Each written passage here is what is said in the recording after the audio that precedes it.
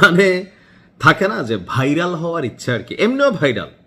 ওই জামাইয়ের বুড়া জামাই বিয়ে করে পয়সা টয়সা কামাইয়া ব্যবসা কইরা মাসাল্লাহ যথেষ্ট এস্টাবলিশ ছিলেন, এমনকি অনলাইনে ভালোই পয়সা টয়সা কামাচ্ছিলেন।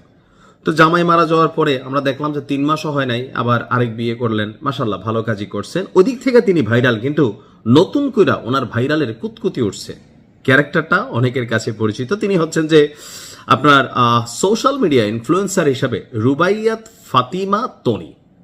তনিরে চিনেন না এমন কেউ নাই, মানে কি করে না করে এই ধরনের ক্যারেক্টার কিছু আছে, এদের কারণে সোশ্যাল মিডিয়া প্ল্যাটফর্ম ব্যবহার করাটা অনেকটা নোংরামের দিকে চলে গেছে। মানে মুখে যা আসে কথাবার্তা তাই বলে, লাজ লজ্জা আমার কাছে মনে হয় যে অনেকটাই আছে নিশ্চয়ই, তাই না? আজকে কি করছে দেখেন, জামাতের নিবন্ধন বাতিলের জন্য প্রধানমন্ত্রী তারেক রহমানের কাছে একটা চিঠি পাঠিয়েছেন এই তনি। আজকে সচেতন নাগরিক সমাজ নামক একটা সংগঠনের পক্ষ থেকে এই নারী উদ্যোক্তা এবং ইনফ্লুয়েন্সার রুবাইয়াত ফাতিমা তনি তিনি জামাত ইসলামের নিবন্ধন বাতিলের দাবি জানিয়ে প্রধানমন্ত্রীর কাছে চিঠি পাঠিয়েছেন। এক সংবাদ সম্মেলনে তিনি চিঠিটি পাঠ করেন। তো কি লিখছেন? সংবাদ সম্মেলনে জানানো হয় সংগঠনটির আহ্বায়ক নীলা ইসরাফিল, ওই যে লাগা তুষার ওই আর কি, আর সদস্য সচিব হচ্ছেন রুবাইয়াত ফাতিমা তনি। তনি বলেন, বাংলাদেশ জামাত ইসলামের আমির ডাক্তার শফিকুর রহমান এবং শীর্ষ নেতারা বিভিন্ন সময় বলেছেন যে কোনো নারী দলীয় প্রধান রাষ্ট্রপতি সংস্থার প্রধান হতে পারবেন না, এই দলটির ঘোষিত নীতি।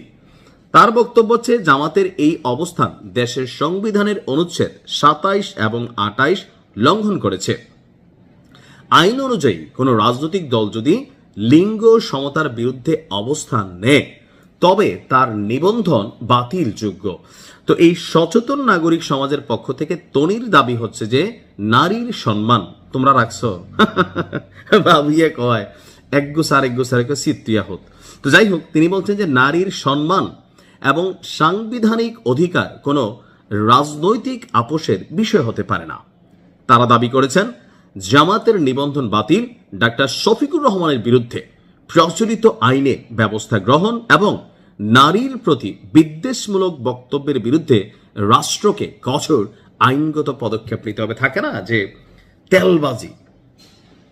জামাত আমিরের এই বক্তব্য কবে দেখেন, আমি কোনো দলের পক্ষে আমার অবস্থান নেই না। আমার কাছে মনে হয় যে রাষ্ট্রকে যারা উত্তপ্ত করতে চায়, অহেতুক কোনো বিতর্কে জড়াইতে চায়, মানে একটা রাজনৈতিক ফায়দা অ্যাডভান্টেজ নিতে চায়, দলকে তৈলবাজি করতে চায়, জনাব তারেক রহমানকে এখন তেল মারার চেষ্টা এই নারীর তনির।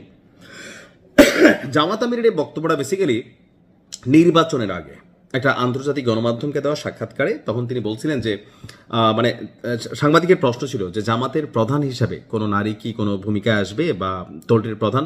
তো জামাত বলছিল যে না, তাদের দলীয় প্রধানের যে জায়গাটা সেই জায়গাটাতে আপনার নারী বা জামাত যদি ক্ষমতায় যায় তাহলে সেই ক্ষেত্রে প্রধানমন্ত্রী হিসেবে নারী পদ বা রাষ্ট্রপতি পদে নারী পদটা আসলে তারা এটা অ্যালাউড করবে না, এখানে তারা পুরুষ পদ চাইতেই পারে। এটা দলটির নীতিগত ইস্যু বা এখানে আসলে ওই রকমের বড় কোনো ক্যারেক্টার নাই। কিন্তু এই বিষয়টা নিয়ে নির্বাচনের এতদিন পরে যখন জামাত ক্ষমতায় যাইতে পারে নাই, তখন ঝোপ বুঝে কূপ মেরে হয়তো কোনো সুবিধা অথবা এই মুহূর্তে সোশ্যাল মিডিয়ায় ভাইরাল হওয়ার ইচ্ছা এই তনির।